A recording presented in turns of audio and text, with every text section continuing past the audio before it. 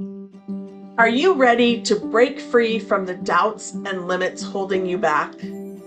Welcome to Embrace Your Value, where therapy meets coaching to help you unlock your true worth and take control of your life.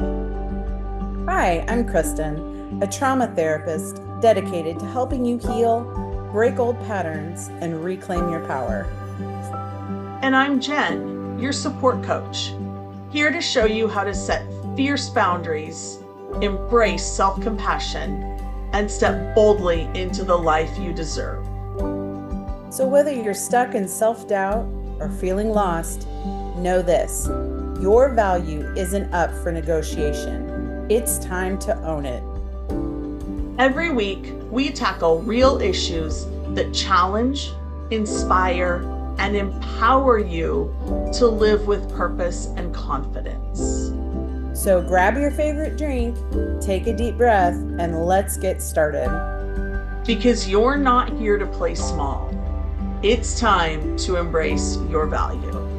Hi, everyone. Welcome back to Embrace Your Value. I'm Kristen Burris, your trauma therapist, and I'm here with Jen. Jen, introduce yourself. I am Jen, your boundaries and beliefs specialist, helping women overcome self-abandonment and live life on their own terms. All right, let's get started. Yeah, so let me ask a question. I'm asking this to our viewers as much as I'm asking this to you, Kristen, but how do you usually feel after you've been scrolling social media for like just 20 minutes? Are you more inspired, more connected, more informed?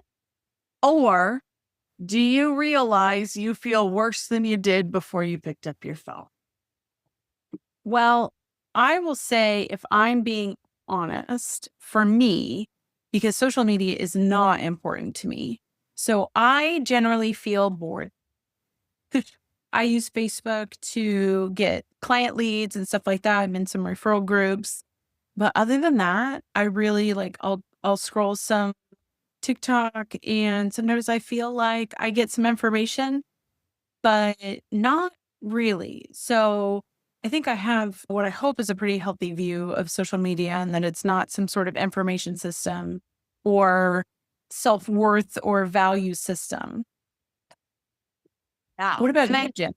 Well, I know for me, I really only get into it when I have things to reply back to. So I'm always going to check my posts and, see who's replying, who's commenting, what's going on. That's kind of how I use it. But I know that a lot of my clients can spend endless amounts of time on social media and really get sucked into that trap of comparison.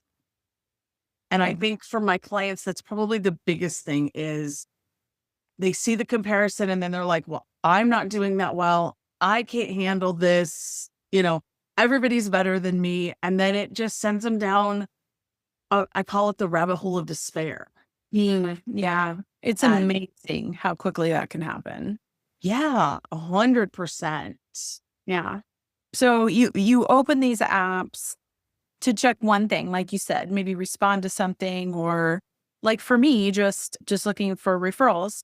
And suddenly you're questioning all kinds of things. Like for my clients too, it's body, business, parenting, relationships, or just basically your entire life.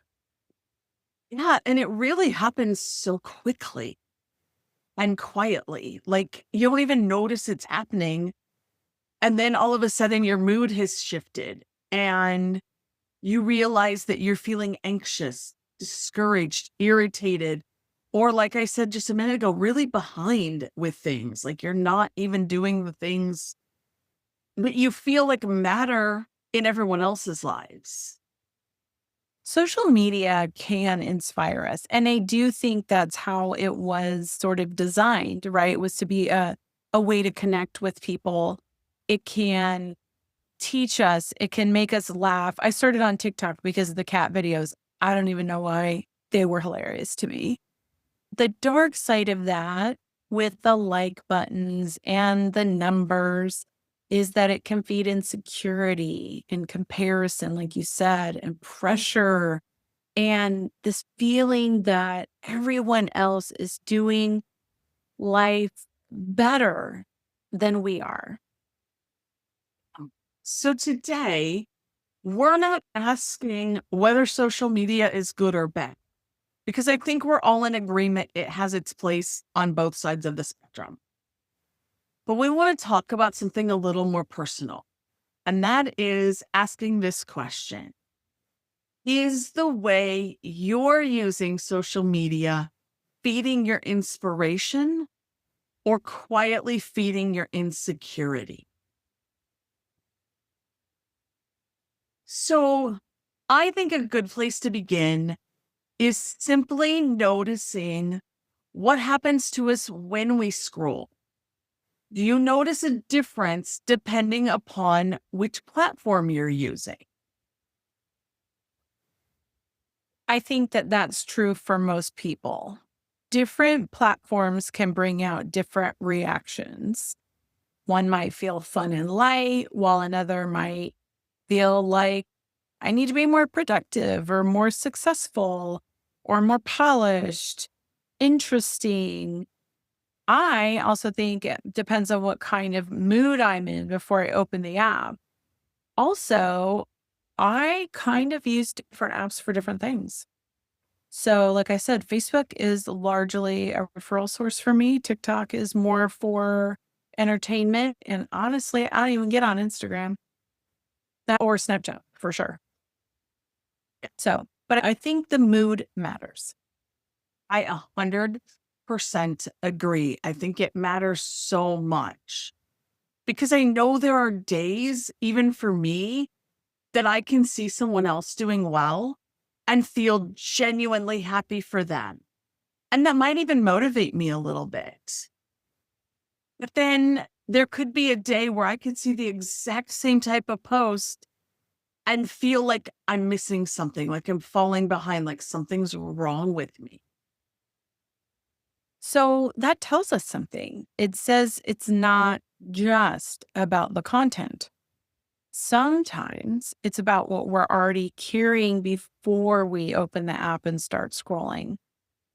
So maybe if you're tired, overwhelmed, lonely, insecure, or already questioning yourself, maybe you had a bad day or something happened, you may be much more vulnerable to falling into the comparison trap or your despair. What'd you call it? The rabbit hole of despair. The rabbit hole of despair. Yes, absolutely. I fall down lots of rabbit holes. That just happens to be one. Yes, it's an everyday thing with rabbit holes. But sometimes we use social media because we're already feeling that way. We're bored. We're anxious. We're avoiding something. We want a distraction or a little bit of emotional relief. So I have a little client story about this because I have a client who uses YouTube in this way. And she's actually finding, like, she doesn't do it for comparison, but she does it to avoid. And so she'll be like, well, I really want to look at my YouTube videos. But she's avoiding getting herself ready. She has this big bedtime routine and she's avoiding doing it so she doesn't have to go to bed. And so then what she finds out is it's 2:30 in the morning and she hasn't even started her bedtime routine. Now, I can't function at that time of day. So this one is hard for me to wrap my mind around. Because if I'm not asleep by midnight, I'm pretty much non-existent the next day. But for her, she's like just not wanting to do it for whatever reason. And I have a sneaky hunch. We've talked about this a few times, but I think her bedtime routine has some negative connotations from her as a child. And so she puts it off, but she'll get on YouTube. So we've started a thing where she can't get on YouTube unless she's laying in bed and ready to go to sleep. And I think that has started helping. So for her, she gets to 2:30 in the morning and she doesn't feel better. She actually ends up beating herself up more. So we had to start looking at how can we shift that? Because that's the thing, right? Social media, a lot of times when our mood is that way, it doesn't help us feel better. Right. So we pick up the phone, the computer, the iPad, whatever, looking for, in your example, maybe escape. Probably there's a level of entertainment, comfort, and connection. But we don't always pay attention to whether we actually received what we were looking for. And that makes me wonder how often we open an app automatically without even asking ourselves, what do I need in this moment?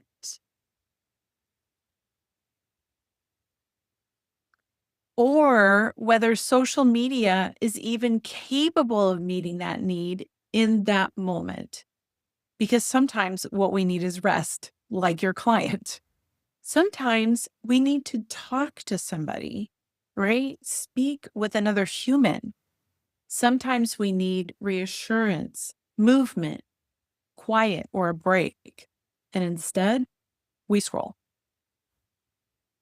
So maybe one of the first questions we can ask is this: what was it feeling before I opened the app? And what am I hoping to feel when I close it? Question I often ask clients is this serving me right now? And this doesn't have to just be about social media, but it fits here too. Is what I'm about to do going to serve me?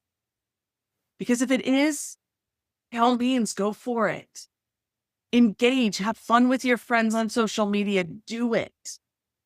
But if it's going to make you feel worse, please take care of yourself first.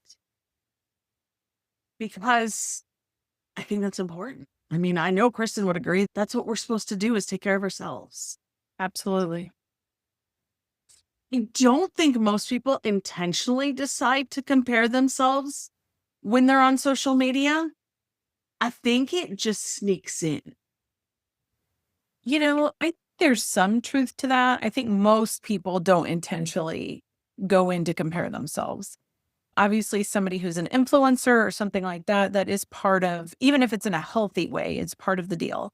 But it does sneak in for those of us that aren't in there intentionally looking for numbers or looking to compare ourselves. It sneaks in because we're all just vulnerable humans, right? So maybe you see someone's vacation or beautifully organized home, some sort of business milestone, a relationship announcement, a body transformation, or some kind of proud parenting moment. And then before you know it, you're measuring your whole life against one small piece, maybe just even a picture, not even a video of their life. It's hard because that's such an unfair comparison when you really think about it. We're often comparing our ordinary Tuesday afternoon to someone else's highlights. We might be going through a struggle and we might see somebody else and thinking, well, their life is perfect, but we don't see the struggles they're going through because we're not posting the struggles. They're not either. And it's just such an unfair way to go about life. Right, because we know all of our behind the scenes parts of our life, right?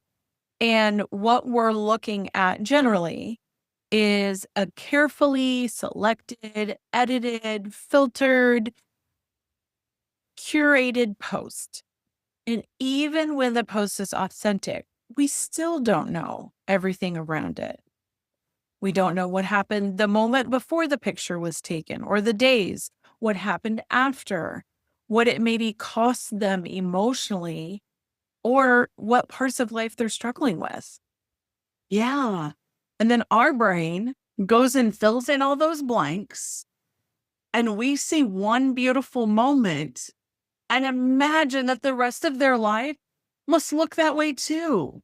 Beautiful, easy, breezy. Exactly. I think we create, right? We create these stories from one picture, one post, one video, one graphic, whatever. that person has it all together. They never struggle. Their marriage must be perfect. She's more confident than I am. They're further ahead than I am. She figured out something that I haven't. Yeah. And what makes it difficult is that comparison isn't always completely negative. Sometimes comparison can help us recognize something we want. We might see somebody doing something and think, I would love to try that. If they can do it, so can I. It motivates us. Or we think that's something I want to work towards. That's the good part of comparison. Absolutely. I actually had this happen to me. And so the workbook that I sent you, I was watching a TikTok and she's a therapist here in Kansas and she has diversified her business. She hasn't added more therapists, which is what people generally do, create a larger practice, but she has diversified what she does and created streams of income that are passive. And I'm like, oh my gosh, I have to do that. So that's when I started working on some of these workbooks that I've been doing that I'm going to publish and working on a book. Don't know about that. We'll see. I'm 4 chapters in. So that was a good experience, but that's the difference between comparison that informs us and comparison that diminishes us. So one says that shows me something I value or desire. The other says their success means something is wrong with me. So I could have said, instead of getting inspired, I could have said, oh man, she's figured out stuff. I'll never get that. I'll never figure that out. I can't be like that. And instead you said, oh my gosh, I'm going to go do that too. I got this. I can make this happen. Right. And that distinction, I think, is so important. Inspiration can expand what we believe is possible, where insecurity can make someone else's life feel like evidence that ours is not enough. So have you noticed, Jen and listeners, that it's easier to celebrate other people on some days than it is on others? 100%. I know I feel this way occasionally, and I know I have clients that feel this way, but when we feel secure and grounded, we can look at someone else's accomplishments and think, that's so wonderful for her or him or them. But if we're doubting ourselves already, that same accomplishment just may feel like that proof that we should be doing more or we should be further ahead. Or the common one I hear is that they get everything and I get nothing. And that's so defeating when we feel that way. So what we have to remember is that comparison is often less about the other person and what we think about them. And it's more about the place in us that post touched. Absolutely. It may touch a fear that we're behind, a fear that we missed our opportunity, even a fear that we aren't attractive enough, successful enough, disciplined enough, loved enough, or interested enough. And the post didn't necessarily create that insecurity. It just may have revealed it. That does not mean that we should keep exposing ourselves to content that hurts us. But it can be helpful to get curious about why it hurts. Yes. Instead of immediately judging ourselves for being jealous, insecure, or triggered, we go back down those rabbit holes. We can ask ourselves, what does this bring up for me? What am I afraid this says about me and my life? And what am I longing for? Sometimes underneath comparison is grief. Maybe someone else has what we wanted. Could be a relationship, a child, a career opportunity, a certain financial level, a healthy body, a supportive family. And in those moments, telling ourselves to just stop comparing isn't very compassionate with yourself. We need to acknowledge that something hurts because it matters to us. It's information. Absolutely. And so when people talk about social media comparison, we almost always think of appearance first. But comparison can show up in almost every part of our lives. Yes. And like my story, business comparison is a big one. So maybe you see someone announcing a launch, a new client, a full calendar, a book, a podcast, a promotion, or even a major milestone. And your first thought might be, they're ahead of me. I am behind. Also be financial comparison, and that's difficult too. People share vacations, renovations, all these new homes, cars, clothes, restaurants, experiences. And it's not that they're trying to brag. That can really leave someone else feeling like they should be able to afford the same things. Yes, the big one. Motherhood and parenting content can create enormous pressure. If I had $1 for every mom that came in here and said, I'm just not a Pinterest mom, that was when Pinterest was cool, but I'm just not a Pinterest mom. I'm like, same, it's good. So when we see that other people's children appear cooperative or well-dressed, emotionally regulated, academically successful, and always participating in meaningful activities, we feel like we're not doing enough as parents. Meanwhile, the reality is you as a parent may be trying to just get through bedtime without everybody falling apart. Yeah. And, there's marriage and relation content that can do the same thing. We see cats walking across death. That's fantastic. Aren't you doing? Okay. Yeah, all I caught was the tail of the That's all I think that anything caught was her tail. Okay. We see anniversary tributes, romantic trips, thoughtful gifts, and happy family photos. But we don't see the disagreements, hopefully anyway. Although I did see a lovely post last weekend about a divorce and it was very brutal. And I thought, well, there's some of the ugly that comes out. But we don't always see the disagreements, the disconnection, the therapy session, the compromises, or the lonely moments that may also exist. Absolutely. And, this is the one people think about the most is health and body comparison. Those are especially personal. Someone loses weight, starts exercising, changes their appearance, even if it's just their hair, or talks about feeling better and healthier. That might be inspiring to one person and incredibly painful to another.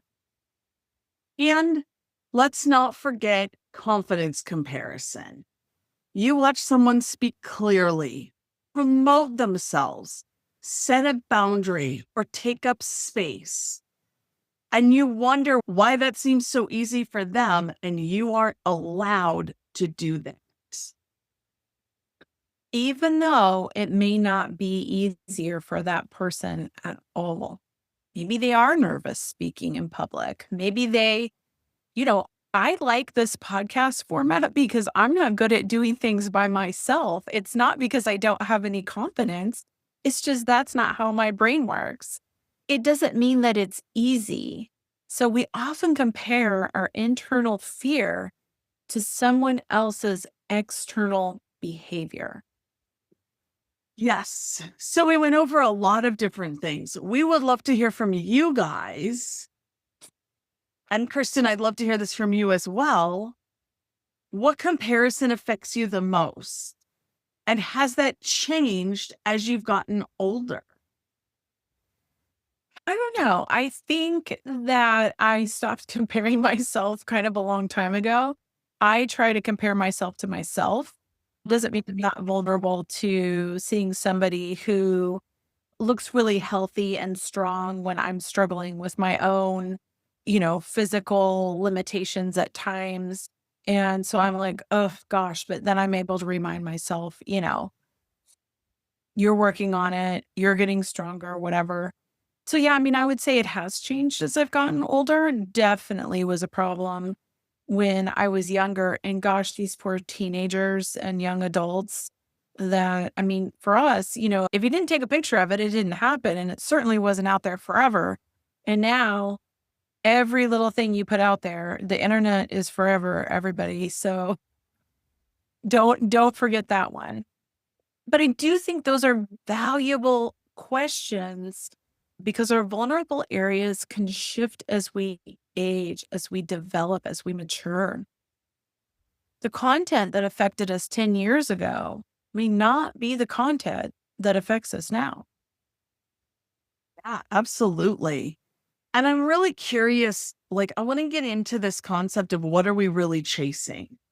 So, for those of us that post on social media as far as like content creators, which we would fall into that category, even if we don't feel like that's the category, it's kind of the category we fall into. But I'm really talking to people that aren't content creators with this one. So I'm wondering, have you ever posted something and then found yourself checking to see how many people liked it? I've started paying attention to something. If an account consistently leaves me feeling discouraged, inadequate, angry, or drained, why am I still following it? Oh, such a good question. Sometimes we forget that we have choices about what enters our feed. The algorithm gets developed based on what we put into it. We act as though following someone is a permanent commitment. And I definitely want to address that because there's this whole unfollow, block kind of thing that starts happening. And there's a safety issue sometimes, but when it's blocking as punishment or blocking, like those are things, that's information that we need to use to like think about it. So there is no permanent commitment to following anyone. There's no commitment to social media, period. Absolutely. I would 100% agree. And I know some people feel like unfollowing someone is rude or unfriending them. But I don't know about you, but I don't notice it most of the time. Like if somebody unfollows me or unfriends me, I don't have a clue. I have too many other things going on to worry about who's still following me and what's going on there. Oh, I barely post, so I wouldn't know if they did or didn't. So it's like, I mean, I only post for business stuff anyway. So, and I don't pay attention to who's following me, who's not following me. So, but yes, I mean, that's the healthier way to do it, right? Is like not to really care. But we don't have to make a dramatic decision to like unfollow somebody and like cut them out and make this big, thing about it. You can mute them. You can take a break from social media. You can unfollow an account without deciding that person is bad or making judgment about them. Maybe it just doesn't serve you. And that's a great distinction. Like that's a really important point because someone's content may be perfectly fine, but it may not be a good fit for me right now. Maybe I'm in a season of life where what they're posting about really triggers me. Great. I'm going to let them go be them and I'm going to take care of me. Exactly. Maybe they're posting about pregnancy while you're struggling with infertility. Maybe they're sharing weight loss content when you're working on your relationship with your own body. Maybe they're constantly discussing business growth while you're exhausted and reevaluating what success means to you. Protecting yourself from certain content doesn't mean you're bitter or unsupportive. Well, I want to say this too. This really applies to everything in your life. This applies to real life people as well. I know that's not what we're talking about, but it's okay to pull back a little bit and say, I'm going to take time for me, and you guys continue to go about your lives. I've had to do that in certain areas where I'm like, you know what? I just can't do it all right now. And so you can still love people and love them from a distance and take care of yourself, because it's really about being honest with your current capacity, whether it's on social media or it's in person. It's the same principle. Absolutely. And we have choices. We can intentionally add content that supports the way we want to feel.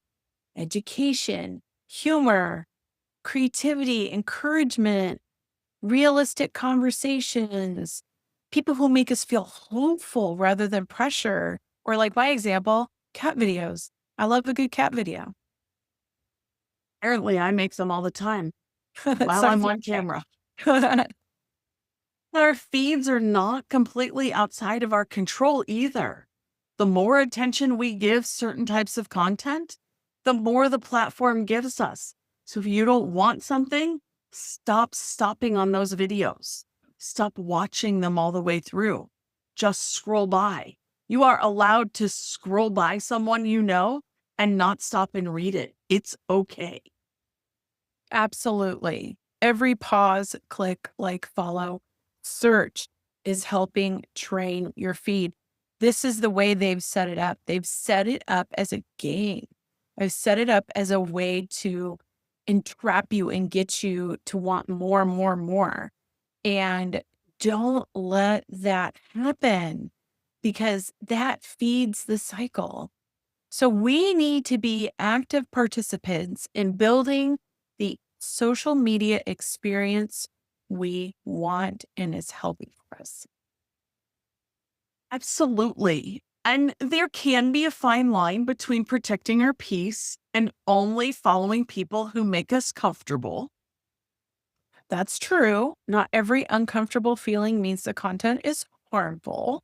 Sometimes discomfort is useful. Someone may challenge us, educate us, or help us notice a belief we need to examine. How do we tell the difference? Well, I think one question is whether the content helps us reflect or simply leaves us feeling diminished. Constructive discomfort may make us think. It may encourage growth, accountability, or a new perspective. Harmful content often leaves us feeling ashamed, hopeless, defective, inadequate. Super helpful. Does this content invite me to grow, or does it make me feel like I will never be enough? And what happens over time? One post might hit us on a hard day, but if an account consistently brings out the worst in how we see ourselves, that pattern's information. Kristen, I know you have a really healthy relationship with social media, but I'm sure you have clients that don't. So if you could redesign how social media looks for clients or how they use it, like what would you want more of for them, especially like for their experience? Well, I always want more honesty. That's one of my very favorite things in life. Not forced or staged vulnerability. People feeling like they need to share every private detail for sympathy or seeking support. More room for real life. More acknowledgement that growth can be messy and success doesn't always look impressive. I mean, that is kind of how my feed is set up, because I'm always looking for growth type things. And I've kind of curated my social media to be what I want more of. I would say if I really could 100% overhaul social media, I would take out the likes, I would take out the comments, I would take out all of that stuff because that's what is so harmful. Like that's the layer because people get mean when they are doing it through a screen and they will say anything and they will do anything that they would never say or do in person. What would you change, Jen? Yeah, I agree with all that. And I love the honesty piece because I would be the same. But I think also I would want more laughter, more honest, real, authentic connection. And of course, more encouragement. I think content that leaves me feeling lighter rather than like I've just been given a list of everything that I need to fix about myself, about my life, about my business. I just love stuff that leaves me feeling uplifted. And that's really how I have my feed set up.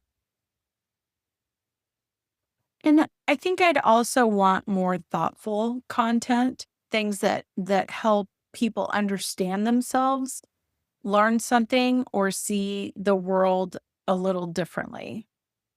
Yes. And I think you answered the what would you like less of, the Yeah. likes and all Yeah. of that. Mhm. I would like to see less selling. Sometimes it feels like every time I turn around, there is, and I have done a few ads myself. I'm actually running one right now, but it feels like there's an ad there for that. And I understand that it hears me. But if I talk about a product, I don't want it showing up on my Facebook feed. I mean, it does. It's an everyday thing, right? And so less selling. I thought it was a good thing in the beginning, and now it's just overwhelming. It just takes over. Yeah, I definitely agree. It is all a marketing game anyway. I mean, social media, right? Once they saw the value of the marketing in it and that they could exploit people's vulnerabilities, they were on that for sure. So, yes, I mean, they exploit the gap between the ideal that they're selling and our real life, and then they sell us the solution. And I, especially for my clients, want less of that doom scrolling or, rabbit hole of despair. Less taking in one upsetting thing after another without realizing how much it's affecting their nervous system. I know for me, I've kind of gotten away from that. Like, I don't notice that being the thing. When I start to notice myself get anxious, I get off of it instantly. That took a lot of practice. That's a lot of awareness. That's at least my hope for everyone else, is that they will find that awareness and be able to have that practice. Yeah, because we may not be able to control everything we see, but we can become more intentional about what we continue to consume. Yeah, so let's talk about some realistic ways we can change our relationship with social media without feeling like we need to delete every app and just disappear off the grid. I love it. And I actually talk to people about this all the time. So the first one, obviously, which you said earlier, is awareness. Notice how you feel before, during, and after you scroll. You don't have to change anything immediately. Just start gathering that information. And I would also say pay attention to which accounts consistently affect your mood, not just the obvious ones. Sometimes an account looks positive and motivational, but still leaves you feeling pressured or behind. So if you're following somebody's business page and you realize that every time you look at it, you feel icky, stop watching it. Stop, just scroll past it or unfollow it or whatever you need to do because you're allowed. Yeah. I mean, if it's not good for you in this season, get rid of it. You don't need to have a case against someone to unfollow them. You are allowed to decide that their content is not helpful for you. It can help to be intentional about when you use social media. Maybe scrolling first thing in the morning makes you feel scattered, or checking it late at night keeps your brain active and makes it harder to sleep. And I think we can ask what we're looking for before we open the app. Entertainment, information, connection, distraction, reassurance. I mean, I know once I know what I need, I can decide whether scrolling is actually the best way to meet it. Absolutely. And you can also add more of what you want. Follow people who teach you something. Follow accounts that make you laugh. Find those cat videos. That's Yeah. right. Cat videos. Cat videos. Follow people who show real life, not just polished life. Find the content that reminds you of who you are instead of constantly suggesting who you should become. And sometimes we simply need to put the phone down. Not because social media is bad, but because our mind and body have had enough input. Another thing I tell people is turn the dang notifications off, right? You don't need your little dots to go in there and see what's going on. Go in with intention. Make sure that you are thinking about it before you go in, all the things that we've said today. Absolutely. And I love that about the notifications because I don't get notifications for any of the social media apps. The only thing I get notifications on my phone for are text messages and emails. Otherwise, I get nothing else. And honestly, I'm ready to get rid of the emails. So that may be the next thing that goes in. That's okay. But let's look at this too. Maybe a different question that we could ask isn't just, how do I spend less time on social media? But maybe the question is, how do I want to feel when I put my phone down? Oh, I love that. Because the amount of time can matter, but it's not the only thing. The impact matters. 20 minutes of content that leaves us laughing, learning, or genuinely connected feels very different from 20 minutes that leaves us tense, inadequate, or overwhelmed. We can't control every reaction we have, but we can become more aware of the patterns. And we can stop treating those reactions like they're meaningless. If certain content repeatedly chips away at our confidence, that is worth noticing. If certain people leave us feeling supported, understood, or hopeful, that's worth noticing too. As Kristen has said a couple times, it's all information. And when we have information, we have choices. Absolutely. Before you start scrolling this week, pause for just a second. Notice how you feel before you open the app. Are you bored, anxious, lonely, curious, looking for a break? Are you hungry? I mean, I feel like these are all things we talk about when we're hungry, but it's the same thing. Are you hungry? Should you maybe go eat something nutritious and feed your body instead of feeding your mind whatever's going to come in? Right. Or move your body, right? Go for a little walk, whatever. So the next part is then noticing how you feel when you close it. Do you feel lighter? Do you feel more connected, inspired? Or do you feel pressured, discouraged, irritated, or less satisfied with your life? You may discover there are people who consistently leave you feeling encouraged, And others who quietly chip away at your confidence. Neither reaction makes you feel weak or petty. Gives you information about what's affecting you. I know here's the question I'll be asking myself this week. What content leaves me feeling lighter? And what content leaves me carrying something I don't need? And I'll be asking, when I reach for social media, what am I really looking for? And is scrolling actually going to give it to me? Maybe we don't have to quit social media. Maybe we just need to become more intentional about the relationship that we have with it. And maybe that's where we begin. Thank you for being here with us today. If today's episode hit home, don't just keep it to yourself. Subscribe, leave us a review, and share this episode with someone who needs to hear it. Because everyone deserves to know their worth. Next week, we're diving even deeper with more insights and tools to help you break free from limitations and live authentically.